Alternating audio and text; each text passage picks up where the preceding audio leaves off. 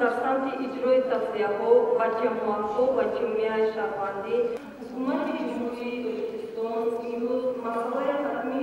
تامین تطبیق ثمرانه سیاست دولتی را اولی سیاست کشوری اهمیتی چیزی دادن و سراسر همه استراتژی و قانون‌های ما برابری جنسیتی را در بر گرفته دادن و این است که امروزها نقش زنان در اداره‌کنی زمینه‌های حقوقی فعال داشته دادند. خودی آب برای حیات هست. من آب برای عموما برای اهالی به آب زندگی کردن ممکن نیست و در برابر این من امروز که ما در فورومی پیش از کنفرانسی زنان اشتراک داریم و در اینجا مخصوص قید کرده شد که مخصوصا برای زنان این مسئله مهم می باشد. برای چی؟ برای آن که استفاده ممکن گفتن است که استفاده بری رو اصلا از طرف زنان دیده می شود. زن خوراک میپزد، زن لباس میشوید،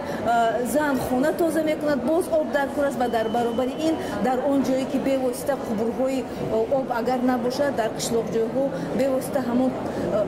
رول قبور رو نیز زن میبازد بلکه خودش همون آب رو میکشاند و برای همین و باز قید کرده شد امروز در کنفرانس که نوبسته به آن که تاجیکستان سرچشمه آب گفتن ممکن می باشد. در اینجا کوههای بلند هستند و از همین جا آب من از آن جمله هم در تاجیکستان استفاده برده می شود، گیس‌ها ساخته می شوند و در مملکت های همسایه آب ما جاری شده می رود به واسطه دریاها. لیکن نوبسته به این در خود تاجیکستان تنها 60% اهالی با آب تامین است و 40% اهالی افسوس که نه، یعنی خودی پرابلم آب برای تاجیکستان نیز نهایت مهم می باشد. کنفرانسی که امروز برگزار می گردد باوری دارم که برای در آینده باز هم بهتر کردن این عملیات، باز هم ثمراناک استفاده بردن آب و دریافتن ذخیره های آب تازه که برای جهانیان خیلی ضرور است، اهمیت خیلی خاصه دارد و ما توسط رسانه‌های اخبار